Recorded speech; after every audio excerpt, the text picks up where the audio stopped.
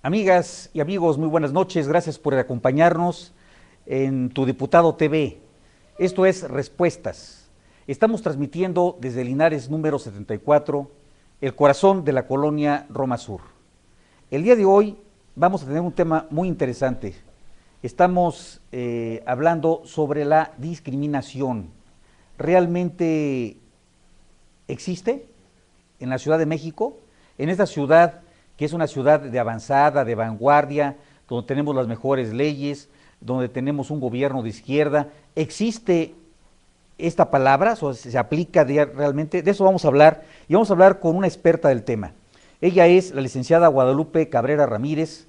Ella es la cuarta visitadora general de la Comisión de Derechos Humanos del Distrito Federal. Licenciada Guadalupe Cabrera, bienvenida. Qué gusto saludarla. Gracias, buenas noches, gracias por la invitación, buenas noches a todos. Gracias a usted por acompañarnos en este programa, Tu Diputado TV, en Respuestas.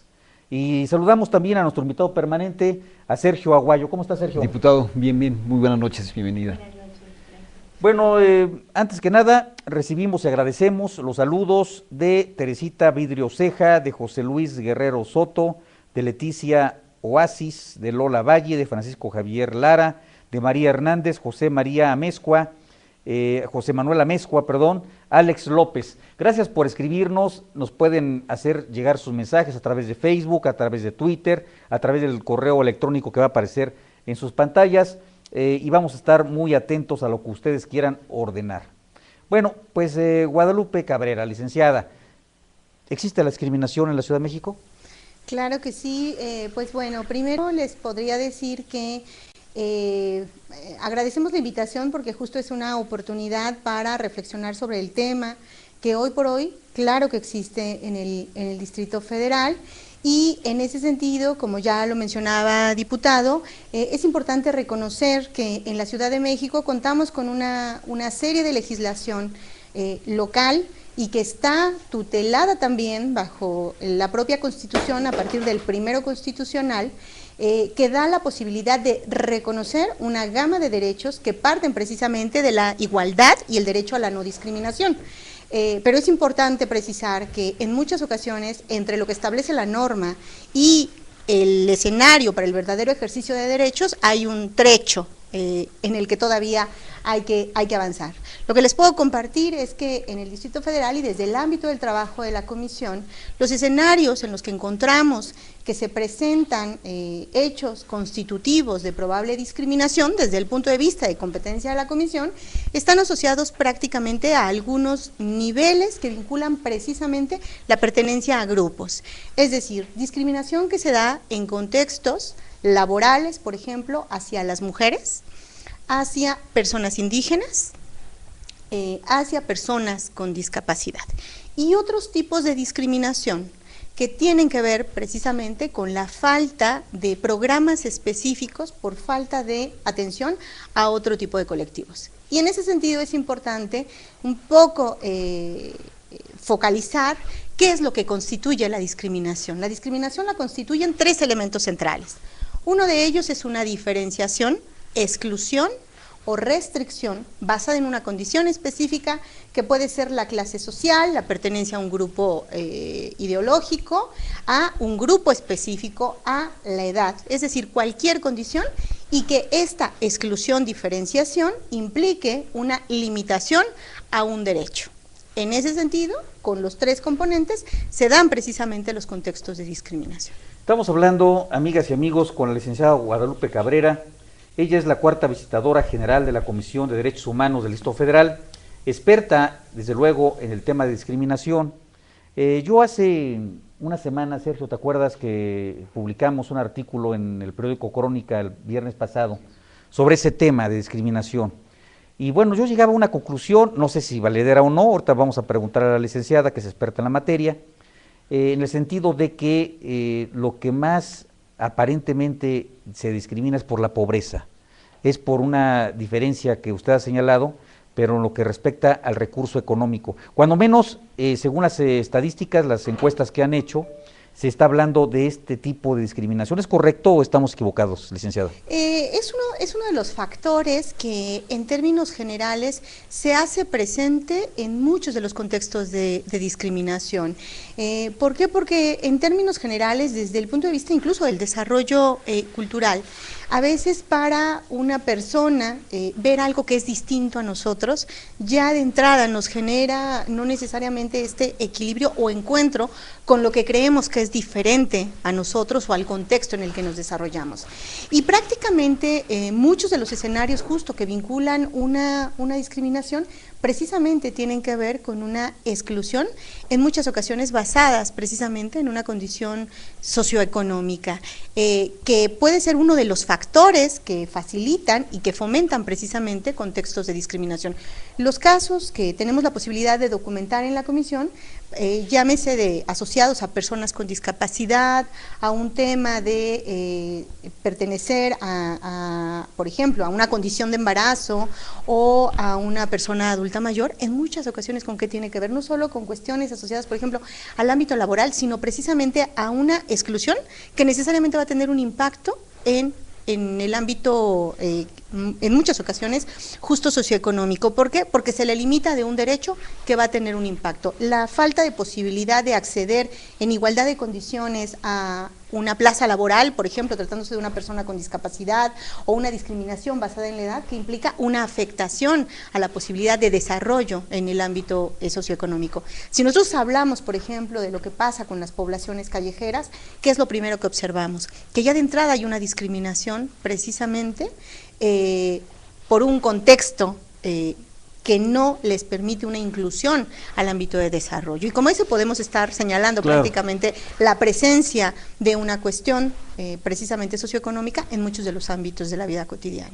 Hace varios años tuve la oportunidad de estar en Israel, que es un estado, pues digamos, moderno, es un estado que en el siglo pasado apenas declaró su constitución y también su anexión a las Naciones Unidas, y este Estado de Israel surge en el territorio de la antigua Palestina, y a partir de ese momento, pues los árabes y los judíos encuentran una arena muy complicada para dirimir sus controversias, que viene desde pues prácticamente 2000 años.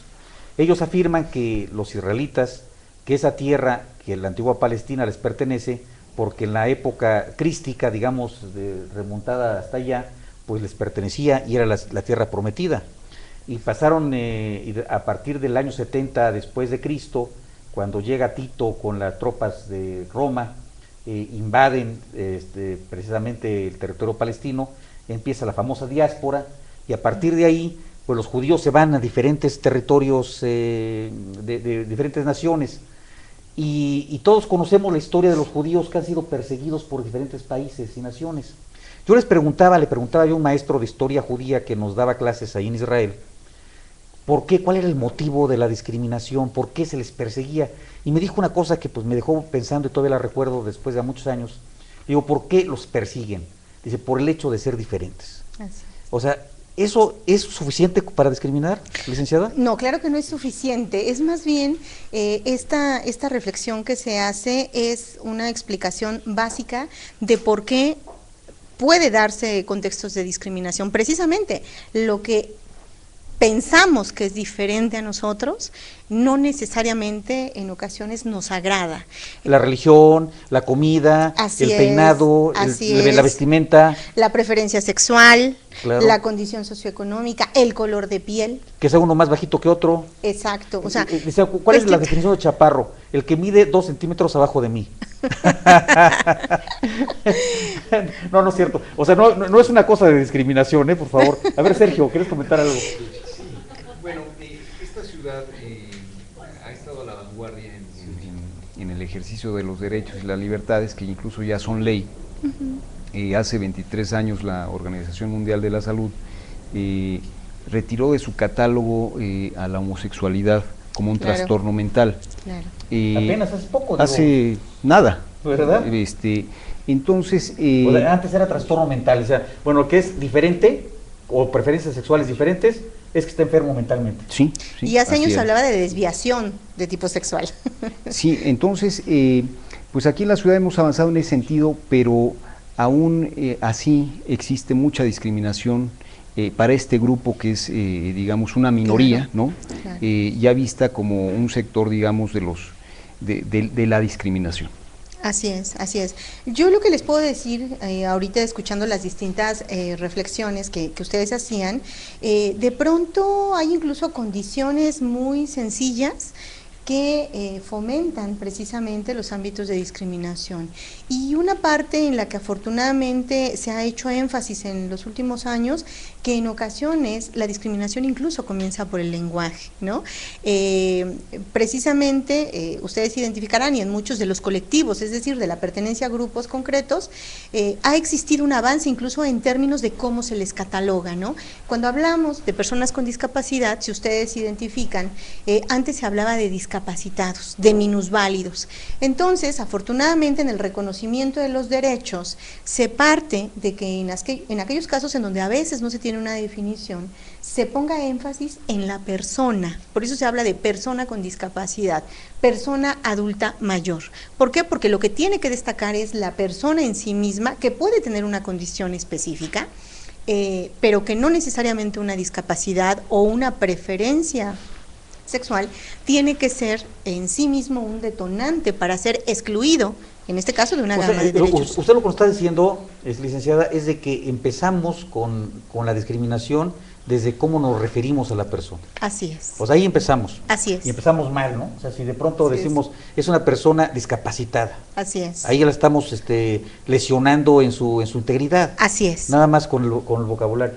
Pues es muy importante empezar a conocer, sobre todo los términos correctos, para los cuales podemos dirigirnos a las personas que de alguna manera pues tienen algún problema físico o que tuvieron un problema físico y que los llevó pues a un comportamiento distinto desde el punto de vista social, o que caminan distinto, o que tienen que valerse de algunos instrumentos para caminar, o una silla de ruedas.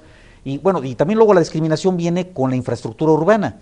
En el metro, por ejemplo, que es una barbaridad. A mí me tocó ver en alguna ocasión una persona que iba en silla de ruedas que yo creo que se desesperó y se estaba bajando de la silla de ruedas. Entonces volteamos la gente que íbamos pasando porque estaba bajando y aventó la silla por las escaleras para poderse bajar él escalón por escalón y luego subirse a la silla de ruedas de abajo para que alguien le ayudara a subir.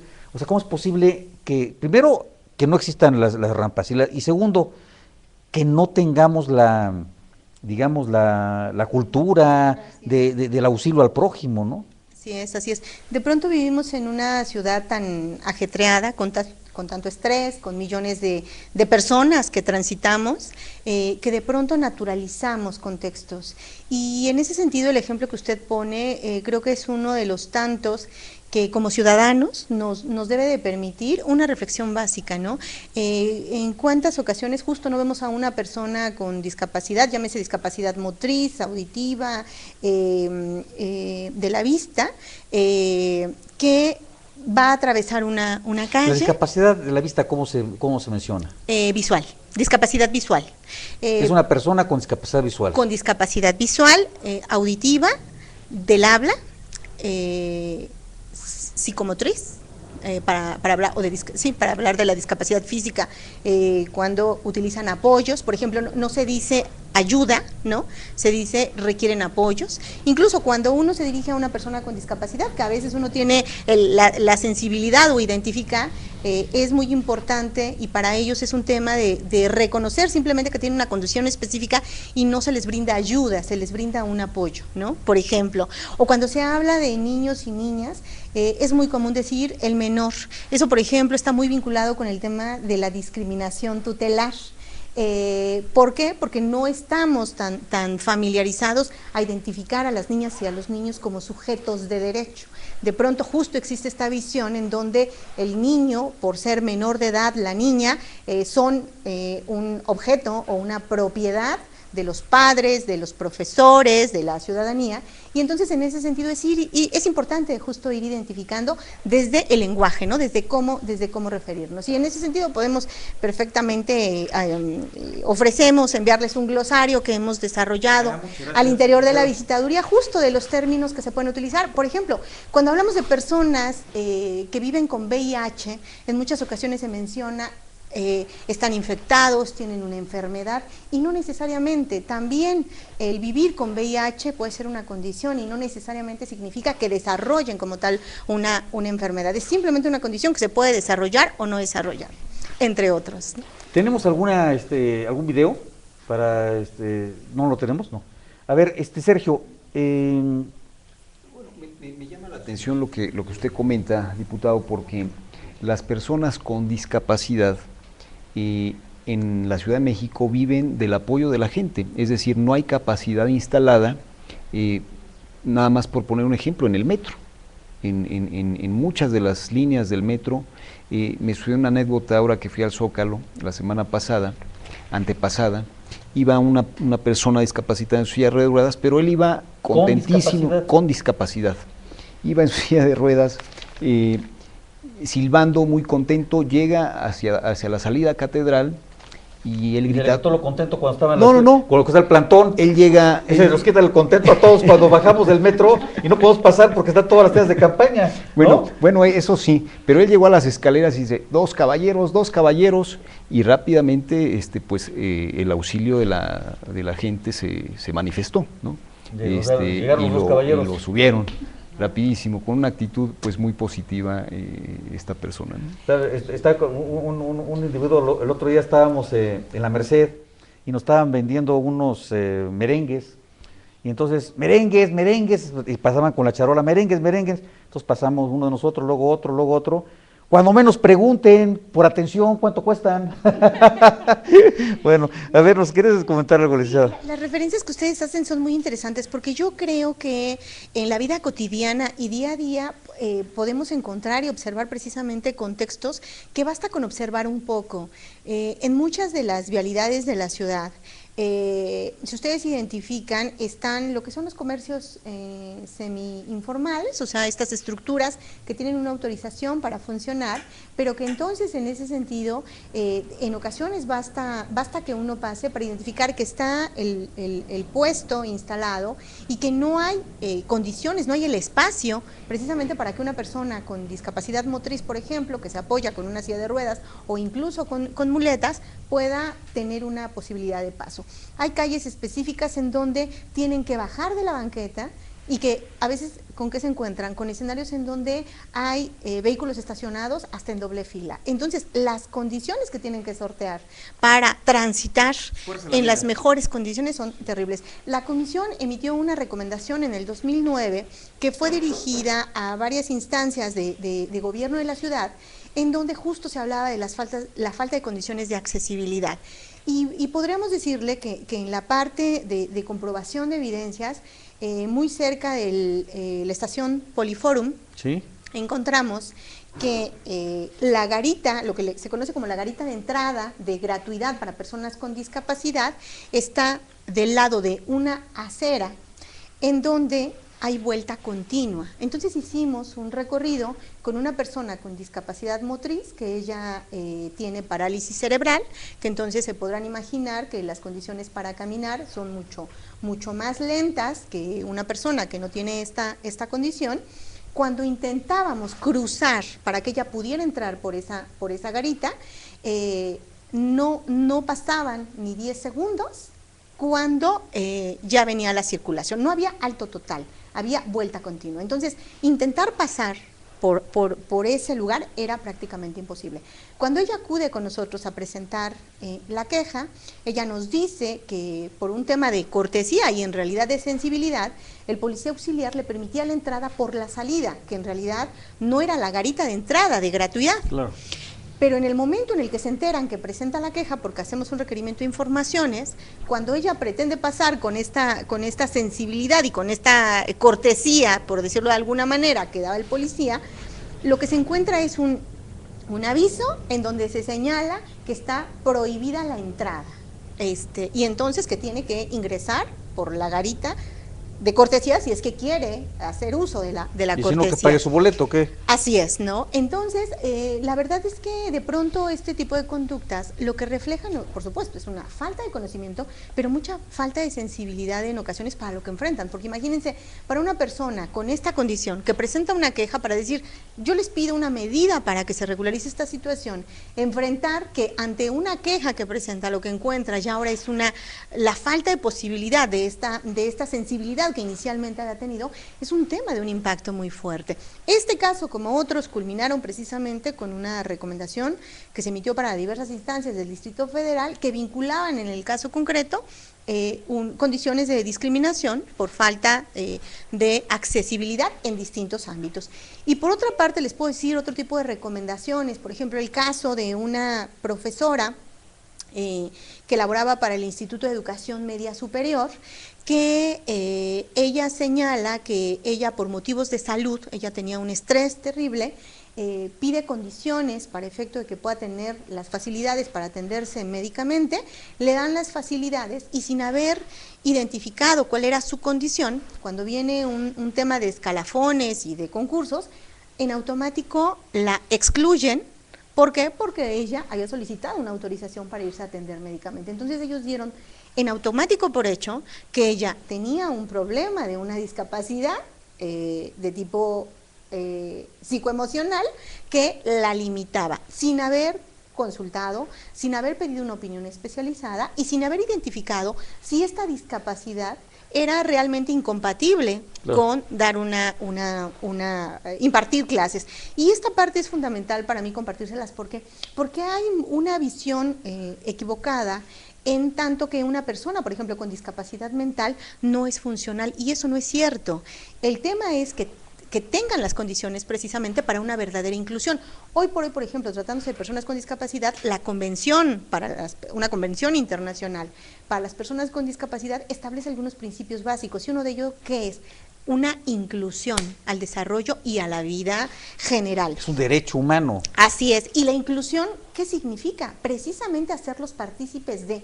Yo les quiero decir que como parte de experiencias importantes, llegamos a tener una queja de una persona que llegó con nosotros a decir, yo soy una persona con esquizofrenia. O sea, que identifica que tiene un diagnóstico de esquizofrenia y dice, no tengo condiciones para tener mi medicamento. Cuando yo tengo el medicamento, yo soy funcional, trabajo para una oficina y me puedo desarrollar adecuadamente. Y esto es real. Entonces, es importante justo conocer que una condición específica, incluso una discapacidad de tipo mental, no es incompatible con la inclusión a la educación, al desarrollo. Les puedo decir, por ejemplo, que en términos generales, una persona con discapacidad auditiva enfrenta, al igual que una persona con discapacidad visual, muchos obstáculos.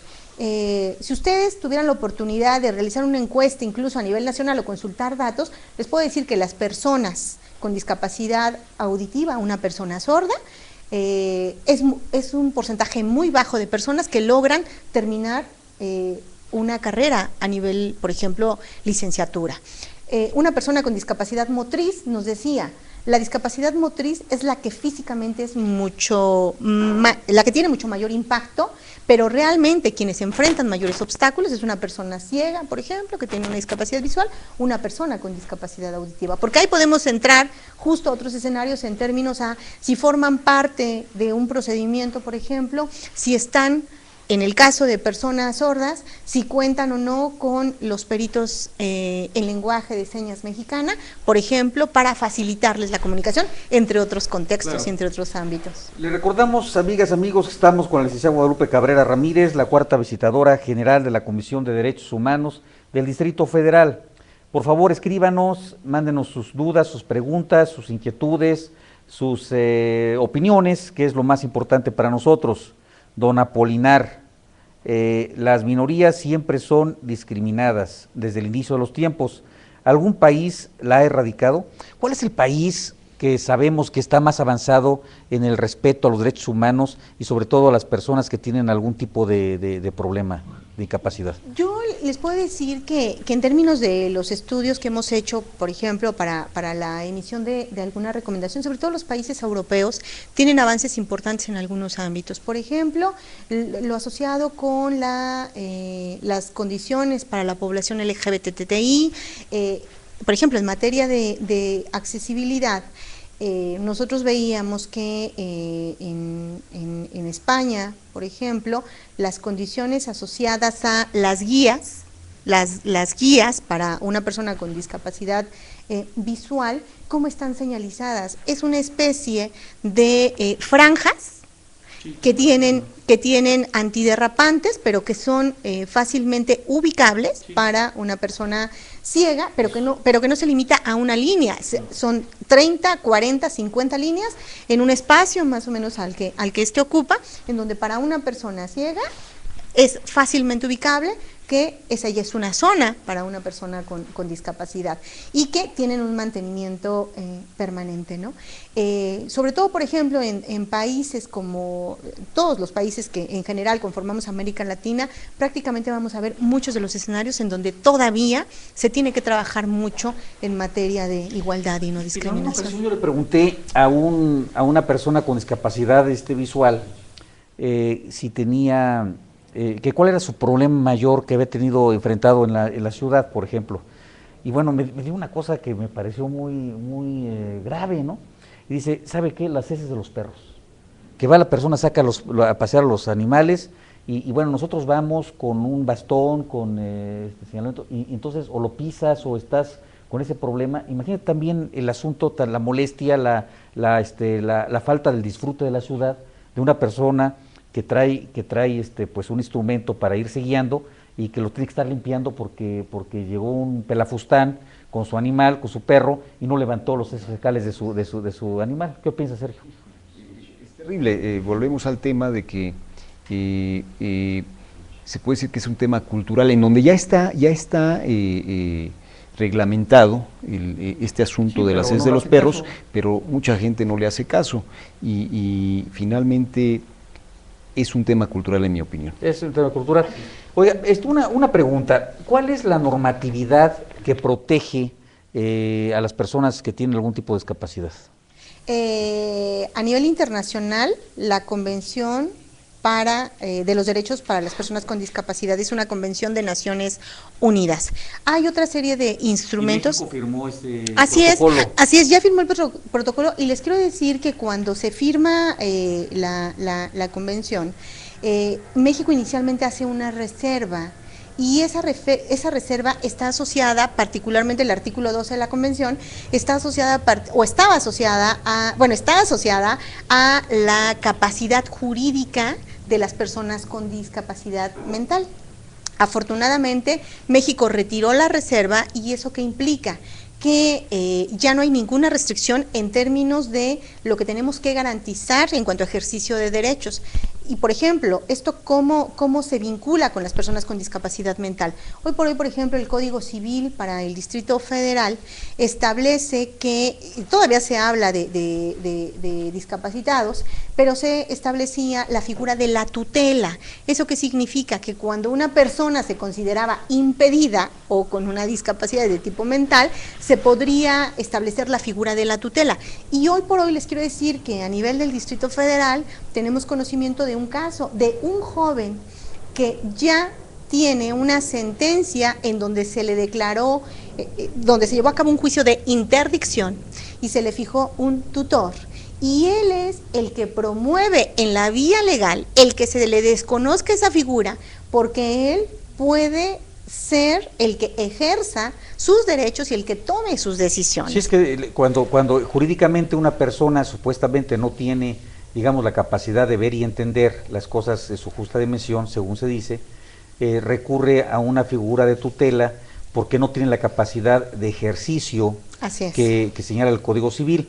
Al no tener la capacidad de ejercicio, alguien lo ejerce por él. Así es. Pero pues esta persona, por lo que veo, pues estaba defendiendo solo, diciendo, pues espérate, yo no necesito un tutor, yo puedo ejercer, tener mi capacidad de ejercicio. Y ese es uno de los grandes reconocimientos que se hace desde la convención, porque establece que el Estado y todos los actores lo que tenemos que hacer es dar las salvaguardas para que las personas ejerzan sus derechos, es decir, darle todas las condiciones para que ellos sean quienes tomen las decisiones, no nosotros. Eso es uno. A nivel internacional, ya les decía, está esta convención, pero hay toda una serie de normativa, por ejemplo, convenciones asociadas precisamente a eliminar cualquier forma de discriminación, y que esto aplica precisamente para todos los grupos. A nivel del Distrito Federal contamos con una ley para la inclusión al desarrollo de las personas con discapacidad, por la pregunta concreta que nos hacía, pero también tenemos normativa precisamente. ¿Es ley federal? No, la ley local, tenemos una ley local. Antes era la Ley de los Derechos para las Personas con Discapacidad, y actualmente se deroga a partir de la emisión de la ley para la inclusión al desarrollo para las personas con discapacidad. Publicamos una ley en el Twitter, el Facebook, que es la Ley Federal de la Prevención y Eliminación de la Discriminación. Pero bueno, vamos también a publicar, si les parece, esta ley que nos dice la licenciada Guadalupe Cabrera, para que cualquier persona pueda consultarlo en el Facebook, que está mi nombre, Jorge Gaviño, usted lo busca en Facebook, y también lo vamos a publicar en Twitter, @Jorge Gavino, por favor. Entonces subimos las dos leyes y la ponemos un señalamiento. Y también tenemos una ley local, sí, relativa a la discriminación. Exactamente, es lo que le iba a decir. Y vamos a subir también esta ley, y le vamos a pedir a la licenciada que nos haga favor de enviar también de alguna manera pues todo el glosario de términos. Así es. Y lo vamos a publicar en todos lados para que nuestro auditorio tenga la posibilidad de enterarse junto con nosotros, de tener un poquito más de cultura para tratar más humanamente a nuestros semejantes, porque finalmente como tratemos nos van a tratar, finalmente es lo que merecemos. Jorge Cervantes, que tiene una clave que se llama Cervantes 1 Jorge, dice: ¿cuántas personas con discapacidad trabajan en la Asamblea con los 66 diputados locales? Eso es una forma de discriminación, o sea, es un llamado de atención a los diputados, según entiendo de este señor, ¿verdad? Sí. Bueno, vamos a revisar este tema. Me parece una pregunta interesante, mal dirigida, porque yo no manejo en la Asamblea lo que es recursos humanos, pero sí le voy a preguntar al oficial mayor, y les ofrezco que en los próximos programas lo comentas tú, Sergio, para que no se nos olvide. Luego, Laura Hernández, dicen que la discriminación solo existe en los humanos. Yo creo que también existe en los animales. ¿Ustedes qué opinan? ¿Si hay discriminación entre los animales?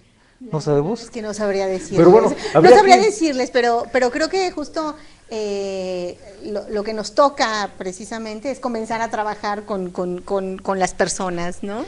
Bueno, claro, pero está interesante. Entiendo que Laura Hernández es una persona que se llama animalista, que son los defensores de los animales, y además es una labor impresionante la que realizan. Mis respetos para este grupo que siempre está muy activo, pero está interesante. Vamos a hacer un programa sobre animales y vamos a platicar con expertos del tema. Me parece muy interesante. Y que aquí el tema central justo sobre los animales, sí les podría decir que hay un maltrato que es evidente en muchos ámbitos, y que afortunadamente las redes sociales ahí juegan un papel importante precisamente en materia de denuncia, ¿no? Y que creo que también afortunadamente se le da una difusión amplia, y hay una indignación importante precisamente ante un hecho que de pronto se denuncia sobre alguna persona que hace un maltrato a estos. Claro.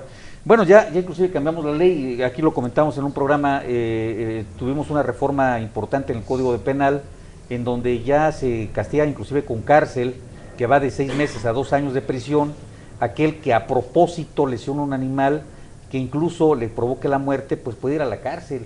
Si lo hace a propósito, tiene pena corporal este delito.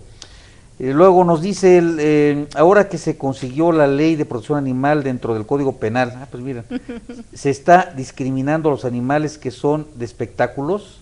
¿Por qué? Bueno, es otro tema, vamos a tratar en otro programa el derecho a los animales.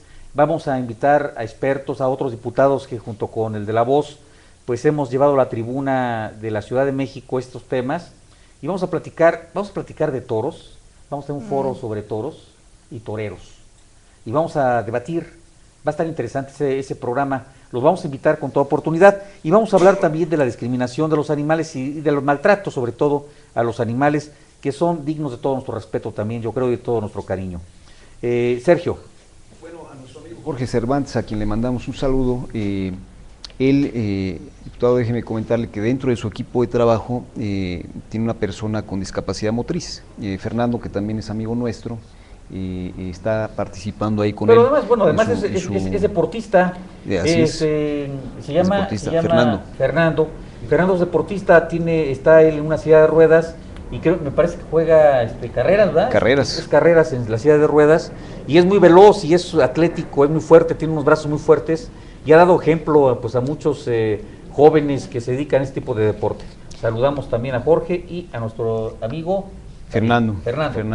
Ahora, el Consejo para Prevenir y Eliminar la Discriminación realizó una encuesta, ha realizado muchas encuestas, pero enumera las causas de la discriminación. Bueno, me llama la atención que en primer lugar esté la pobreza. En el caso de... pero lo que comentábamos hace un momento. Sí, de 1 al 20, en primer lugar es la pobreza, y tener alguna discapacidad está en el lugar 6, número 6. ¿Y el segundo cuál es? El color de piel. ¿Los que somos güeritos somos discriminados? No. No, sí, como no, nos dicen borrados. O sea, a mí me han dicho, ¿sabes qué? Sobre todo los del norte, sí, te dicen, este amigo está medio borrado. ¿Qué es eso? El color de tu piel, porque está muy borrado. Sí. La verdad es que la primera vez me quedó simpático, pero la segunda vez que me lo dijeron como que ya no me quedó tan bien. Y por los ojos, también. Que está borrado. Así es. Pero sobre todo se refiere a los prietitos. No, a los blancos, güeros. No, me refiero a la discriminación. Sí, a la gente. Claro. Y en tercer lugar, las preferencias sexuales. Así es. Comento una anécdota. En una ocasión, yo tuve la oportunidad de ser dirigente de los grupos masónicos, fui dirigente, gran maestro, se llama, de la Masonería Nacional, de la Gran Logia Valle de México, y tuvimos una oportunidad de estar en un congreso masónico con puros grandes maestros de América Latina. Los masones trabajan en unos espacios cerrados, digamos una logia, un templo, y dominó el piso, es decir, blanco y negro, como un tablero de ajedrez. Y entonces de pronto alguien empieza a hablar diciendo que el tablero significa, lo blanco y lo negro significa el bien y el mal. Y entonces yo, recordando esos principios, comento, ¿por qué el bien y el mal? Porque además finalmente este aspecto dicotómico del bien y el mal no existe. Por ejemplo, el pez grande se come al chico. ¿Eso es bueno o es malo? Bueno, pues es bueno para el pez grande y es malo para el pez chico, eso es evidente. Pero pues no es absoluto, entonces las cosas no son dicotómicas, digamos.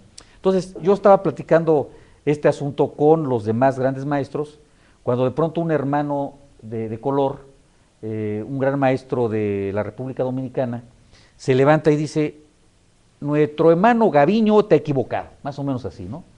Y pues ¿por qué? Porque por supuesto que el dominó representa el blanco, el negro representa el bien y el mal. Por supuesto que así es. Y luego, a ver, ¿cuál es el bueno y cuál es el malo, querido hermano? Pero coño, por supuesto que el blanco, el mal, el negro, el bien. Entonces, esto quiere decir que pues todo es relativo, ¿no? Entonces, la discriminación también es ida y vuelta. Pero a ver, licenciada. Justo sobre el ejemplo que dan, les quiero decir que lamentablemente los contextos que facilitan la discriminación se dan en todos los ámbitos, incluso dentro de los propios grupos que son discriminados, de pronto discriminan a otros. Alguna queja que llegó a la comisión nos hacía referencia a una persona, por ejemplo, con discapacidad, con un tipo de discapacidad, que decía que recibía agresiones por parte de un compañero de trabajo y que las autoridades públicas no tomaban las medidas para erradicar esa violencia que vivía por su condición de discapacidad. Cuando se piden los informes correspondientes, la respuesta que se nos da sobre todo el servidor público a quien se le involucra, no como el que coordina el trabajo y que tiene que tomar decisiones, sino como quien está agrediendo a esta persona con discapacidad, dice sí, yo le digo, hago, o sea, sí he hecho alusión a su discapacidad en un tema de agresión, pero ¿por qué? Porque ella me agrede en relación con mi preferencia sexual. Entonces, es muy importante. Una de ida y vuelta. Así es. Entonces, yo lo discrimino por una discapacidad, él me discrimina por una preferencia sexual. Así es. Entonces, es importante justo trabajar, yo siempre señalo que mientras no trabajemos en distintos niveles que parten desde edades muy tempranas, en el ámbito comunitario, en el ámbito de la familia, en el ámbito escolar, difícilmente vamos realmente a dar avances significativos. ¿Por qué? Porque vivimos con estereotipos que traemos abigarrados históricamente. Si desde donde se piensa que la mujer tiene que estar en casa, por ejemplo, les comento que también hace años emitimos una recomendación asociada, seguramente ustedes escucharon, a un concurso que se lanzaba en el Distrito Federal. ¿De belleza? A la mejor cocinera. Ándale. El título era La mejor cocinera. Y la justificación que se daba era para reconocer el papel histórico de las mujeres en la cocina. Esto en sí mismo que implicaba la permanencia, la identificación de un estereotipo, porque precisamente… O sea, mujer cocina. Mujer cocina. Cuando nosotros requerimos los informes correspondientes al DIF-DF, que fue quien había lanzado la convocatoria, esto se dio aproximadamente en el 2008, y nosotros decíamos, mira, a ver, ¿esto cómo se soluciona? La propia ley para evitar la discriminación en el Distrito Federal te establece como deber que uno tiene que trabajar precisamente para erradicar los estereotipos que se dan en distintos ámbitos. ¿Y qué nos decían? No, porque queremos reconocer el papel de las mujeres en la cocina. Y haciendo una alusión, por ejemplo, una persona indígena que tuvo conocimiento de la convocatoria decía, esto a mí me causa indignación, porque es como si dijeran, vamos a hacer un concurso a ver qué indígenas pueden sostener más leños del campo. O sea, no, precisamente a lo que se le tiene que avanzar es a erradicar estereotipos. Nosotros intentamos, por ejemplo, decir, a ver, ¿cómo se puede solucionar esta queja? Lanza una convocatoria que tenga el mismo alcance, que sea un complementario, pero lo interesante es que quien presentó la queja fue un hombre, porque él intentó registrarse para decir, yo cocino. ¿Y por qué no era mujer? ¿No lo dejaron entrar? No le permitieron el registro porque no era mujer. Entonces, no logramos la conciliación. Que hay buenos cocineros, ¿eh? Así es. Entonces nosotros decíamos, a ver, desde el título, la mejor receta de cocina. Okay. Es indistinto. O el mejor platillo. Así es, ¿no? Sí. No fue aceptada la conciliación. Entonces, la comisión tuvo que emitir una recomendación, afortunadamente fue aceptada y se logró que para los siguientes concursos, para el siguiente concurso que se lanzó, ya fuera una convocatoria abierta. Qué interesante. Sí, así es. Cervantes 1, Jorge. Jorge es charro también. Él se dedica a la charrería.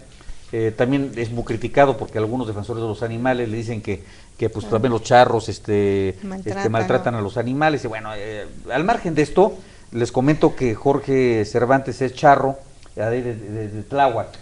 Además le gusta el tequila y le gusta cantar, ¿no? Y se niega a comprarse bicicleta para irse de su no, casa al dice metro. que bicicleta no, porque como tiene las patas así como de charro, dice, así dice yo como las patas como las tengo de charro, no puedo manejar bien la bicicleta. Dice, ¿discriminación entre animales? Jaja, claro que no. Mi caballo no discrimina a las yeguas, aunque sean prietitas, chaparritas o flaquitas. Bueno, Jorge ya apúntalo, mi querido amigo. Luego, Ego Díaz, en nuestro país somos tan discriminatorios que hasta para entrar a un antro, según te vean, entras o no. Eso es cierto, es lo que decía, la forma de vestir, ¿no? Así es. Y eso, ustedes cuando se detectan eso, pero no recomiendan ustedes a un restaurante, el tema de restaurante, sino la autoridad que no supervisa esto. Miren, por ejemplo, hay en ese sentido… Platícanos de esto, licenciada. Así es. Miren, antes de que existiera COPRED para el Distrito Federal, quien se hacía cargo de este tipo de denuncias o de quejas era CONAPRED y lo sigue haciendo.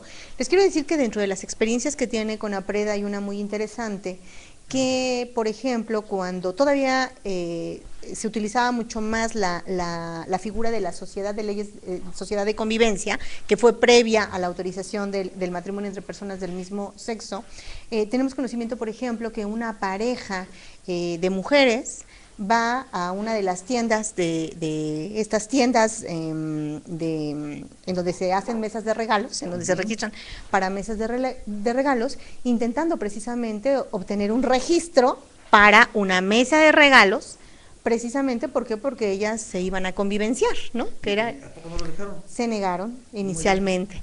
Ellas acudieron precisamente a CONAPRED y lograron una conciliación en que consistió en que se reconociera el derecho a registrarse. Y esto, por ejemplo, también lo vimos después de que ya se autoriza, con las reformas que se autoriza el matrimonio entre personas del mismo sexo, todavía escenarios que siguen enfrentando, por ejemplo, para que sean reconocidos para la seguridad social. También ahí, a partir de la competencia de CONAPRED, porque se trata de ámbitos federales o de particulares, ya se ha logrado el reconocimiento. Les puedo decir que desde la Comisión de Derechos Humanos del Distrito Federal, las experiencias que tuvimos muy interesantes desde hace años, porque yo llevo muchos años trabajando para la comisión, hubo mujeres que les puedo decir, hace 10, 15 años, intentaron registrar a sus parejas para obtener precisamente la seguridad social, para que ellos obtuvieran la seguridad social, y se negaron. ¿Por qué? Porque, de acuerdo a su legislación, el hombre es el que registraba para seguridad social. Sí, pero a su luego hubo una concubina. reforma, Así que es. ahora las mujeres registran a los hombres y ahora ya son, pues Es indistinto. Y en ese entonces, las compañeras de la comisión lo que tuvieron que hacer fue promover un juicio de amparo para lograr el registro. Porque ¿y eso fue hace poco? No, eso fue, les digo, históricamente hace como unos 10 años. Bueno, por eso digo, 10 años, pero bueno, es en esta generación, es increíble sí. que esta generación esté viviendo eso. Así pero es. bueno, por otro lado, es muy importante porque son los cambios que nos están llevando a vivir este siglo, ¿no? Porque finalmente todas las cosas son del siglo pasado. Y que afortunadamente también... Ahora, todos los que estamos aquí, licenciada, todos los que estamos aquí son del siglo pasado. No hay nadie de este siglo. Y que en ese sentido creo que la gran oportunidad que hay es que ya se habla de derechos, ya se habla del reconocimiento y claro, el gran pendiente sigue siendo el pleno ejercicio, ¿no? Claro. Sergio. Yo quisiera preguntarle, ¿discriminamos más en la Ciudad de México que en otros estados del país? No, yo sí les podría decir que, primero, no solo el que exista un reconocimiento de derechos facilita condiciones de respeto. El ejercicio de este derecho. Así es.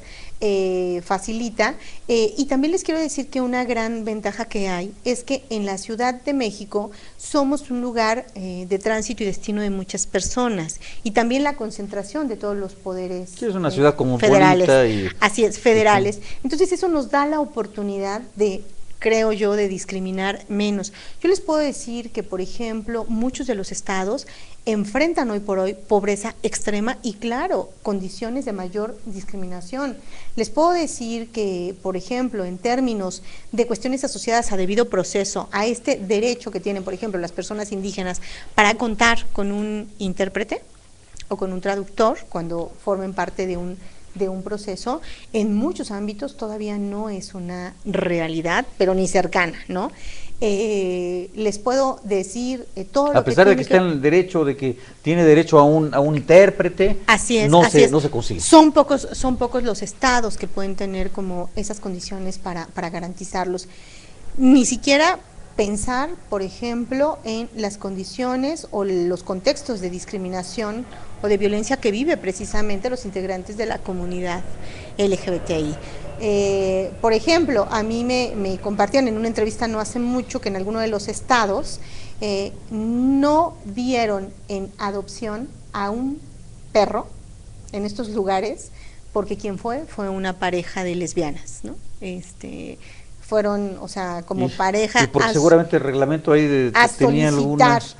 A solicitar la adopción de un perro, no se los autorizaron. Entonces, eso es un reflejo de todavía lo que enfrentan muchas de las personas. Si nosotros identificamos, llámese niños y niñas y adolescentes, llámese personas con VIH, población callejera, mujeres, personas adultas mayores, personas con discapacidad, personas indígenas, entre otros.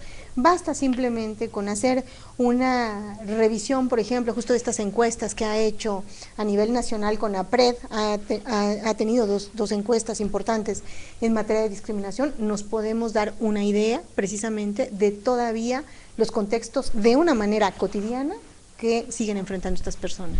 Estamos con la licenciada Guadalupe Cabrera Ramírez, cuarta visitadora general de la Comisión de Derechos Humanos del Distrito Federal, y estamos prácticamente llegando, amigas y amigos, al fin del programa. Antes de retirarnos, yo quisiera hacer una pregunta.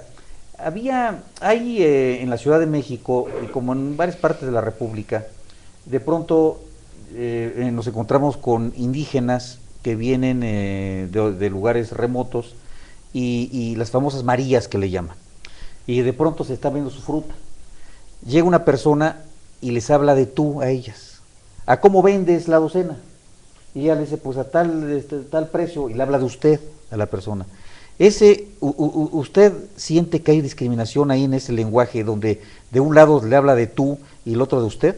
¿Habría? No necesariamente, porque como yo lo señalaba, para que se configure la discriminación se requieren 3 componentes. Ahí simplemente sí lo que puede ser un tema de sensibilidad mucho más basada en una cuestión de dignidad de la persona, ¿no? No necesariamente, por ejemplo, cuando una persona se refiere indebidamente a otra, por una condición específica, es un facilitador de discriminación. Pero casi siempre lo que va a tocar es la dignidad de la persona, ¿no? En muchas ocasiones yo no necesariamente soy la responsable de dar un servicio, por lo tanto no necesariamente lo limito, pero si me refiero de una manera despectiva, de una manera peyorativa, lo que es altamente probable es que yo afecte su dignidad como persona. Y este ejemplo que pone, al final de cuentas, vincula mucho lo que planteaba Sergio, la necesidad de trabajar en cada uno de nuestros ámbitos, que parte precisamente desde una cultura básica, ¿no? Una cultura en la que tenemos que apostarle a la inclusión, a la no discriminación. Yo señalo que en la medida en la que nos veamos como personas, que como personas tenemos derechos y que independientemente de la condición, todos podemos incidir para una igualdad de oportunidades, precisamente podremos aportar en lo cotidiano un gran grano de arena, precisamente para eliminar estas grandes brechas de desigualdad. Y una parte fundamental que es partir de una inclusión y partir precisamente del reconocimiento de derechos, de ver a la otra persona independientemente de su condición como igual a mí. Claro. Pues muy interesantes postulados y además principios éticos fundamentales de una convivencia armónica en la sociedad y desde luego respetando los derechos humanos, los derechos de todos, donde termina mi derecho, donde empieza el de los demás, y el Estado es aquel que tiene que velar por esta no transgresión de los derechos de uno a otro. José Alejandro Fernández, un saludo a todos en el programa. Me gustaría que trataran la discriminación dada a los menores por los usos y costumbres en comunidades indígenas, aún en el DF, es que en su costumbre poner a los niños a trabajar. Bueno, qué tema, ¿no? Sí, ahí yo lo que les diría que usted lo señalaba de una manera muy clara, ninguna decisión, sea de un particular y sea de una autoridad, puede afectar derechos de otros. Y en ese sentido hay una confusión entre lo que pueden ser usos y costumbres, pero cualquier uso y costumbre no puede afectar derechos de ninguna persona. Aquí lo que es importante y un tema fundamental que se pone sobre la mesa, la situación de las niñas y los niños, llámese de personas que vienen de comunidades indígenas, pero también que tiene que partir también precisamente de no criminalizar. Hay contextos de verdadera pobreza y la primera pregunta, el primer planteamiento es cuáles son las verdaderas condiciones para la inclusión al desarrollo de estas personas, ¿no? Pero necesariamente usos y costumbres no pueden vincular afectación de derechos y en este caso de niñas y niños. Y sobre todo, amigas y amigos, hablar de las niñas y de los niños es hablar de lo más valioso que tenemos. ¿A qué tienen derecho las niñas y los niños? Pues tienen derecho a hacer eso, a ser niñas y niños, y no quitarles la niñez o la juventud al hacerlos trabajar. O sea, una niña, un niño tiene un derecho, ¿qué es ese? Disfrutar su niñez. O sea, lo que no regresa nunca en nuestras vidas es el tiempo. Y parte de lo más valioso que tenemos es la niñez, y nuestros niños, pues es lo más valioso que tenemos. Todo el mundo trabajamos por nuestros jóvenes, por nuestros niños, por nuestras niñas, por nuestros hijos. Pues llegamos al fin del programa. Agradecemos mucho a la licenciada Guadalupe Cabrera Ramírez que nos haya ilustrado con sus luces, con sus conocimientos, que nos haya venido a platicar sobre un tema tan importante como es la discriminación, para que esto no ocurra en la Ciudad de México, para que se aleje de nuestras vidas cotidianas. Sergio, platícanos de la Casa de Gestión antes de irnos, ¿cómo va Tilapia? Está por ahí Tilapia, a ver cómo están las cosas. Sí, el ingeniero Tilapia nos acaba de dar la información de que pues ya estamos a 8 o 10 días máximo de la inauguración. De la inauguración. La gran inauguración, amigas y amigos, Azotea Verde.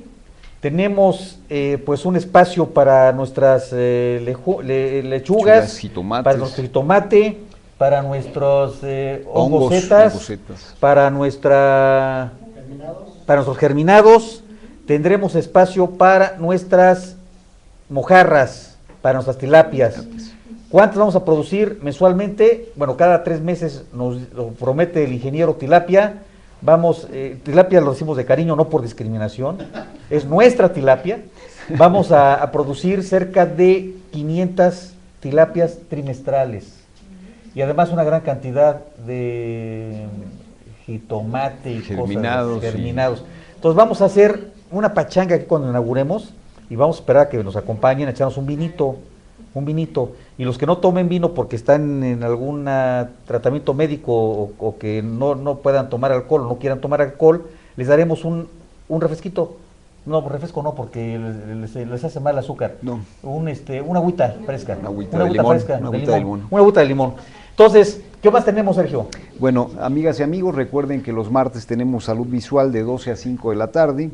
Salud dental lunes, martes y jueves de 3 a 6 de la tarde, taekwondo lunes, miércoles y viernes de 4 a 6, taebo jueves y viernes de 9 a 10, zumba miércoles de 10 a 11, guitarra con Amaury Nieves jueves de 4 a 6, yoga para adultos lunes y viernes de 10 a 11 de la mañana y también yoga para niños martes y jueves de 4 a 5, arreglo floral miércoles de 4 a 5, y asesoría jurídica, orientación y gestiones ciudadanas todos los días de 10 de la mañana a 7 de la noche. El servicio dental está a cargo del doctor Alejandro de la Vega.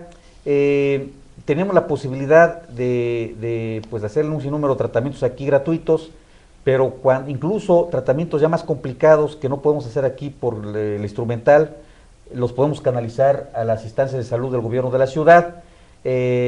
Tuvimos una reunión con el secretario Webb en días pasados y nos ofreció que podemos comprometernos con el auditorio, apoyar a todos aquellos que tengan necesidades médicas. Por favor, entonces, acudan al módulo, entrevístense con el doctor y estamos para servirles. Llegamos al final de este tramo. Amigas y amigos, gracias a todos por acompañarnos. Nos vemos en la próxima. Hasta luego.